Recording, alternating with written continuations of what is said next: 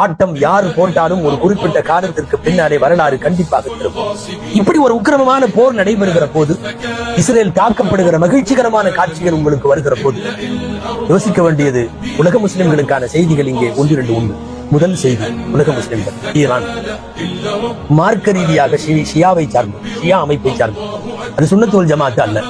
ஆனால் நான் சுன்னத் வல் ஜமாஅத், நீ ஷியா என்று பார்க்க வேண்டிய தருணம் இது அல்ல. அப்படி ஒரு மார்க்க ரீதியாக நீங்கள் ஷியாக்கள், நாங்கள் வேறு, நீங்கள் வேறு என்றெல்லாம் பார்க்கிற ஒவ்வொரு செகண்டும் அது அமெரிக்காவிற்கு சாதகமாக முடியும், இஸ்ரேலுக்கு சாதகமாக முடியும். ஒரு சர்வதேச அளவில் ஒரு பொது எதிரியை விரட்ட முன் வருகிற போது யார் விரட்டினாலும் அவன் நமக்கு கொள்கையில் முரண்பாடாக இருக்கட்டும், ஏன் எதிரியாக இருக்கட்டும், அல்ல ஒன்று இரண்டல்ல ஆயிரம் கருத்து வேறுபாடுகளை கொண்டிருந்தாலும் சுன்னா ஷியா என்கிற பாகுபாடு பார்க்க கூடாத நேரம்.